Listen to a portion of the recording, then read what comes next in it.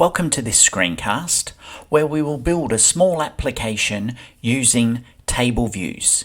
So let's get started with launching Xcode as we normally do.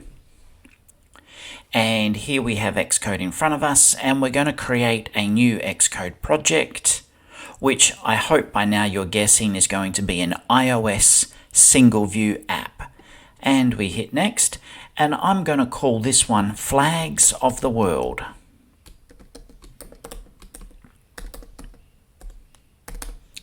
And next, and I'm going to create it on my desktop. And what we're going to do is we're going to create an app that displays the flags of several countries of the world in an amazing table view app. We've got our familiar screen in front of us that, as I've said, this will be the screen when you're a developer, while you're a developer using Xcode, that you will see all the time. All right, let's move on to the next step. Okay, so what we're going to do in this project is the first thing we're actually going to do is come and click on the viewcontroller.swift file, and we're going to delete it. And I say move to trash, and that's now gone. And what we're going to do is we're actually going to create our own file that, if you like, will act in that place. The next thing I want to do is I'm going to select the main storyboard, and you see we have our view controller has all come up there, and now I'm actually going to delete that scene. So we've now removed both that view controller.swift, and we've removed the main storyboard scene, and we're going to create our own new ones. So in our app, what we want to do is display flags of the world with a little bit of information about the country they are from. So to do this, we're going to need to create a model. Now keep in mind that the model object is something that represents a real world object. So what we're going to create is a flag model. So we're going to need a flag, a country that it belongs to, a region where that country belongs, and also we'll say a population count. So to do this, we're going to create our model, which will be a class, and we'll call it flag. So I'm going to come up to File, New, File, and here I select Swift File, and Next, and now I'm going to call it Flag, and say Create.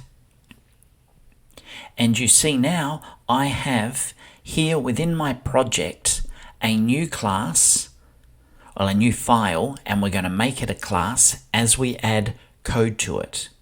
So we're going to need to create the properties and the initializing function for a class. So let's go ahead and do this. So we're going to define a class called flag.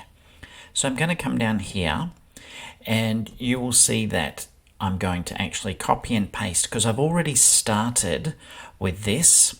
So I've got class flag, open curly bracket, and then I define my variables, as we did in one of the earlier lessons when we were creating classes. And now it's telling us that there's no initializers. So I now need to create my initializer. And I just started the init, and there we have, it's now looking for the parameters. Now keep in mind, my parameters are actually also these. So I'm going to say flag string, I'm going to go country string, and you can see what I'm doing here is a little bit, I say cheating, but what it does is it prevents a typo from happening. And our last one is population string. And we'll just expand that out there for a second. So there we have it. We've now got the start of it. So we now go into our next part of this.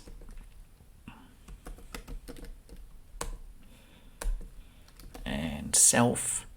So there's a lot of, in one sense, repetitiveness here, but that's okay. and after ourself, after that one comes, whoops, we'll keep it in order region.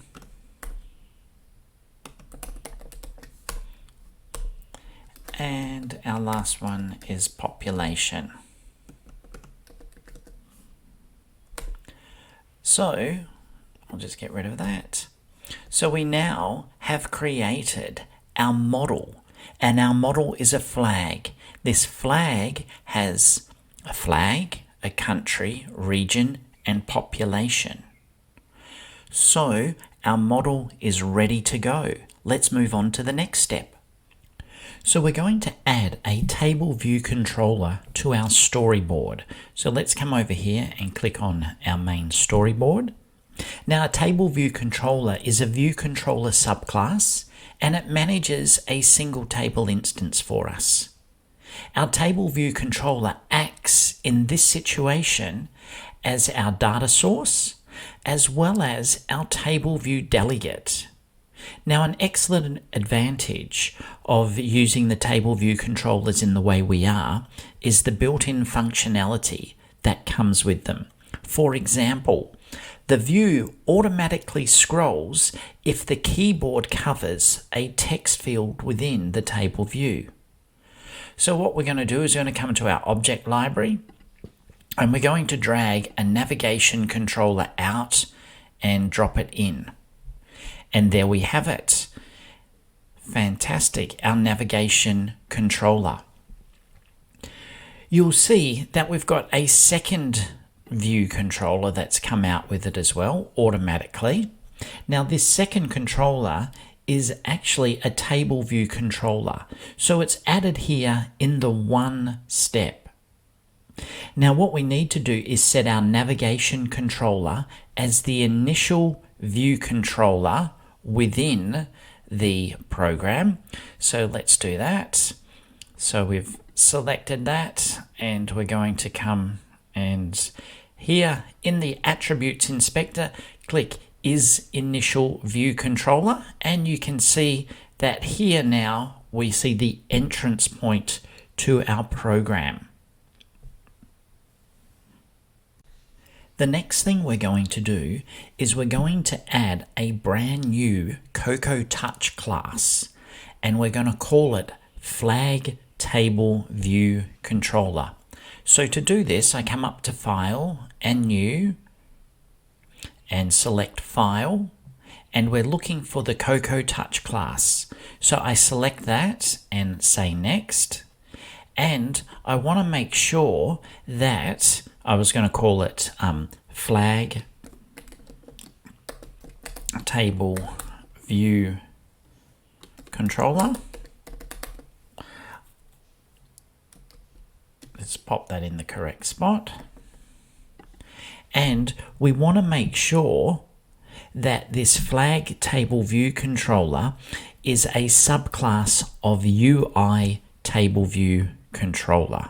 So we select that, language is Swift, and we select Next and Create. And now we move back to the storyboard, and here in our storyboard we're going to select the Table View Controller. So just going to come across and select our Table View Controller, and over here in the class area we want to actually make this a class of our Flag Table View Controller. And you may have noticed when I typed it in, there was a slight typo of where it ended up as being Flag Table View Controller, Table View Controller. Never mind, we'll continue moving on with that. So we've got that now set as its custom class.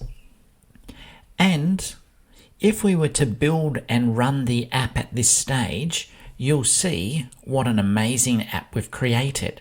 So let's do that now. Just building it. Build succeeded, which is always a good thing. And now let's come to the simulator. It's booting up for us. And are you ready for it? here we are. We have our table view app. Amazing, isn't it? So we've got a bit more work to do on that. So let's get down to the next steps. So if we come back in here and we go to our main storyboard, and let's just move that for a second, what we can see is that we have here our two controllers, and in our table view controller, what we've got under the prototype cells, we can see that there's one cell there. Okay, so we can select that. Now, once we've got that selected, what we can do is come back and have a look at our attributes window, our attributes inspector, and there's a whole lot of things that, as you know, we can be changing and customizing. So what we're going to do here, and I recommend you play around with it and see what happens, but what we want to do is we want to select the style to be subtitle. And once we've done that, you can see there, we've now got a subtitle, title and a subtitle set up. So we're now ready to keep going. So now we're going to come back to our flag table view controller file, and we need to add a property there called flags. So we'll come into here and we can see the code, and we need to add a property called flags, and this property is actually going to be an array of flag types. So let's have a look here. So it's going to be var, and then we had, we'll call it flags, and our flags are going to be an array of flag. So we're setting that up, and that's going to be assigned, and this is where we'll create the instances. Now I already have a file here that's got a basic set of flags with some information in it. So I'm just going to copy that and paste it in here. And we can see that I now have a variable called flags, which is an array of flag type. So our table view, if you start to think through, could display thousands and thousands of objects from a model. And each of those displayed objects would have a cell that would have multiple possible views. And this can start to get consuming. As we've said earlier, table views only load the visible cells plus a couple more either side to enable fast access. And as cells go out, remember, out of viewing, they are dequeued. So we need to register the cells to be reused through the reuse identifier string. And we're going to do that within our storyboard. So we come back to our storyboard and we select the table view cell. So we've got our table view cell, okay, and we need to issue it with a reuse identifier, and that's found up here in our attributes area, and we're going to call it flag cell. So now the cell is registered for reuse. So a table view is obviously going to need a data source. So this data source is what provides the data to the table. Now the table view needs to know a couple of things. It needs to know how many things is it going to display and what is it actually going to display. So that's the number of rows and what goes in each cell. So we're going to need to implement the methods to do this. Now our data source is going to be the same as our table view class. So in this case, our flag table view controller, So there are three methods that we need to implement. One is the number of sections, the next is the number of rows in section, and the third one is the cell for row at. Now if we come a little bit further down in here, you will see that these already exist. They were created when we actually created the class. So they're there ready for us to work with. Now the first method, number of sections, the table view asks how many sections it has. And we need to return an integer value here. So we're going to need to add this code. And in the situation we're dealing with, there is 1. So we can change that there to 1. And let's remove that comment because we've now implemented it. And we've now implemented number of sections function. So the second method is the number of rows in a section. So this method here is the one we're going to be working with. It needs to know how many rows are in each of the sections it just learnt about. Hence it has two parameters, the table view requesting the information and the section. So an integer with the number of rows needed to be returned is what we need to do. So we're going to add this little bit of code that's going to check about the number of sections. So let's add the code here. And we're saying if section is 0, we're going to return flags dot count. Else we're going to return 0. And I can see there's a little typo there, so I've added that. I saw that came up. Now I can always check. You can see hovering over different things which one is in the correct place, which of the curly brackets. And now I think I'm going to find I have one too many curly brackets. That's better. Okay, so we've now implemented that function. So let's move on to the third one. So just before we move on, I want to reiterate that this code here returns the count of our flags array for section 0. So this means our table view could actually be updated at runtime if we modified the array and reloaded our table view. So our table view now knows how many rows. The next thing the table view's got to do is ask the data source to get the cells for each rows. So we're going to need to expose or uncomment this function.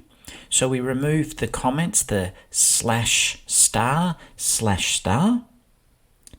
and we need to first ask the table view to dequeue a cell.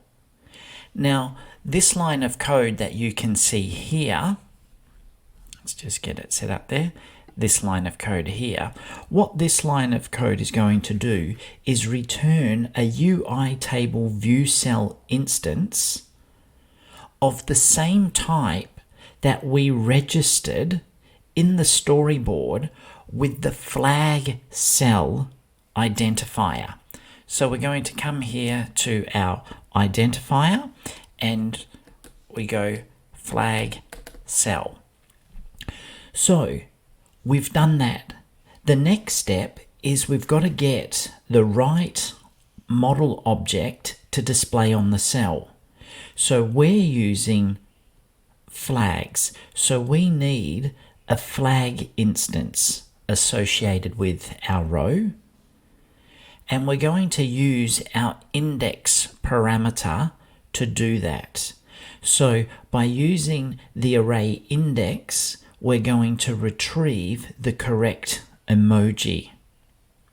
So now hopefully you remember that the index path, there were two properties to access cell addresses, section and row, and we're going to use the row property. So what we'll do in here is we're going to go let flag equal flags square brackets, okay, index, oops, need to spell it correctly, index path dot row. Our next step is to configure the cell with all of the information that we have about the flag. So what we're going to need to do is modify the cell's view to display the flag information. And to do this, we're going to add a couple of lines of code. So it's the cell or cell and the text label dot text, oops, is assigned, and now we're going to create a string from some of the information that we have from our flags. So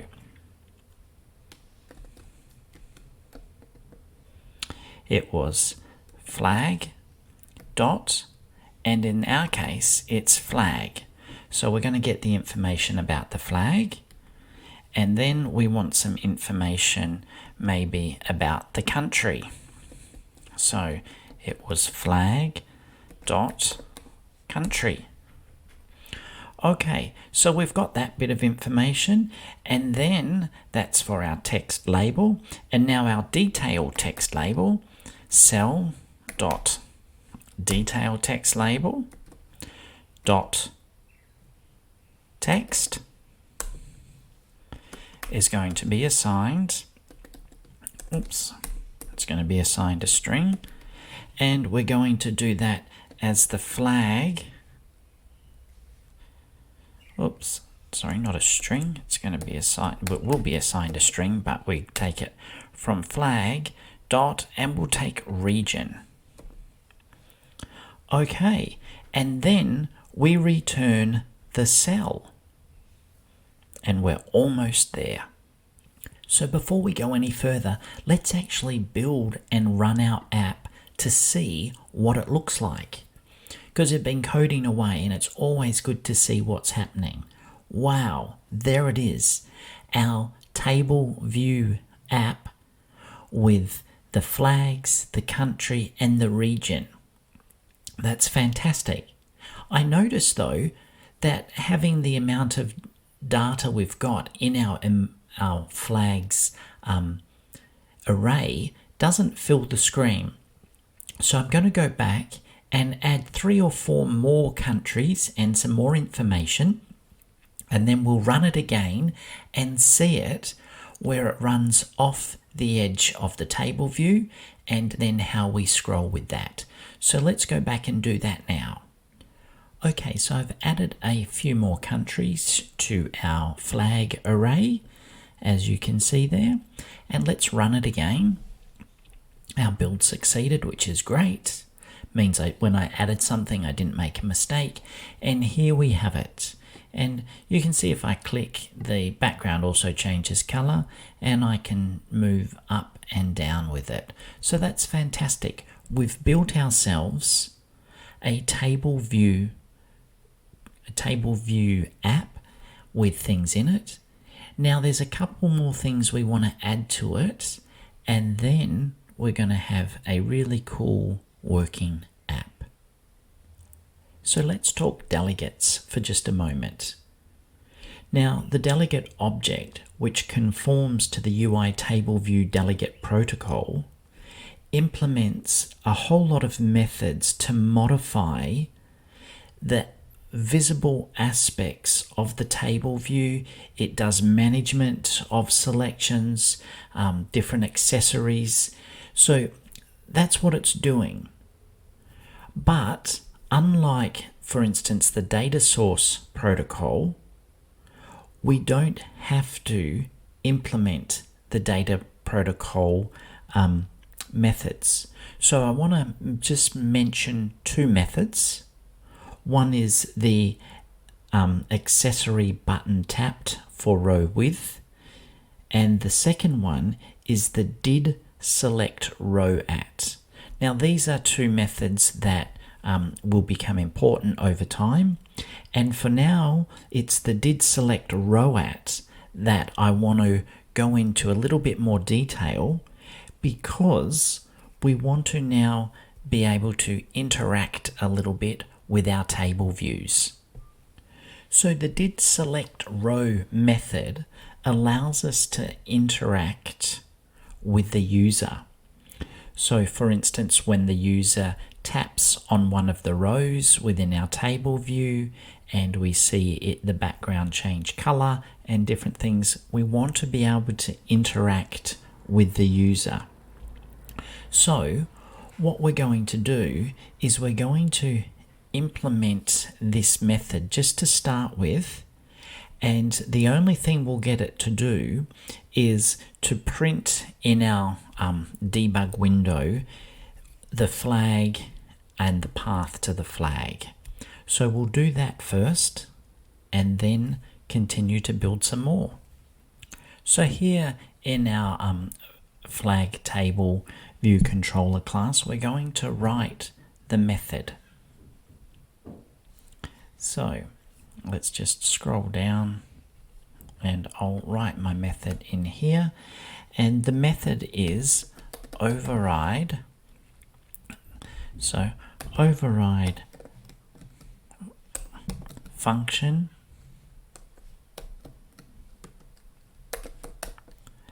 table view, and you can see there's a whole lot of methods popping up that we can use, and the one that we're looking for is did select row at, and I'm just going to double click that, and now I've got it here. Override function table view UI table view did select row at the index path. That's what we're after. Okay, and I said all we want to do is print out a flag from what we've got. So we're going to go from the flags array, we're going to go, we want the index path, and at that index path we want the row. So we've got that, and then the next thing is just to print. So I'm going to go print, and then it's going to be within a string, and I want to say, of course, slash and flag dot, let's say, flag. And then the other thing I want to print out is the index path.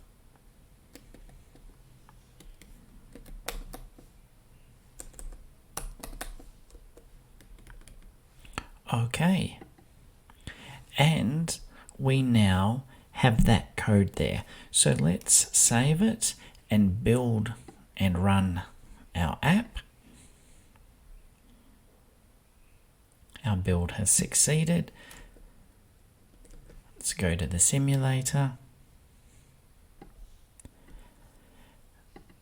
And now when I select that, you can see down here in this section what's going on. So we've now got that way that we are starting to interact with the user. Okay, so what we want to do now is we want to be able to edit our table view. So let's come into main storyboard, and in our main storyboard what we're going to do is actually grab a bar button item and bring it in and drop it into our project. So let's bring it up here, drop it onto our table view, and in the system item here I want to select edit. So we've now got that one set up. The next thing we need to do is create an IB action in the code. Now hopefully you remember how to do that, but just in case you don't, we're going to walk through it anyway. So I'm going to come up here, click, and I've now got, we're a little bit squashed. Let's give ourselves a little bit more room. Okay, so I'm going to control click from the button down into my table view controller code, and here I set it to action, and the name I'm going to give this is edit button tapped. Edit button tapped, and I click now. I'm going to click connect, and I'm going to say it's a UI bar button item. I go connect, and now here we have the beginning of my function generated. Now into this, what I'm going to do is I'm going to set the table view mode into editing. That's really important. So this is going to say we can edit in the table view. So we do that. I'm going to create a variable and call it table view editing mode, and it's going to be assigned from the table view dot is editing. So it's now saying it's editing, and I'm going to now go table view dot set editing, and what I want it to be is I'm going to say table view editing mode. Okay, so that was the variable I created, table view editing mode, and I need to set it as animated as true. And what that will do is this will toggle those methods on and off. So one of the last things we want to do is we want to actually now come back in here, and we want to be able to move our rows up and down. So to do that, we're going to implement one of the functions that's here. So the one we want to implement is the one move row at.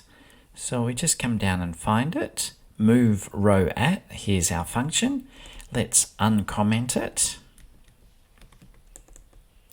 And the move row at method, when it's called, it allows us to move our flags that are at the from index path dot row to the to row. So let's have a look at the code that it will take to do this. What we want to do is we're now going to say let, and we'll call it moved flag, be assigned flags dot remove at, and we want it from index path dot row. So the row from the index path is what we're after, and then we say flags dot insert. Okay, and our new element is going to be, okay, this one will be our moved flag at, and where's it at? We want it at the to row.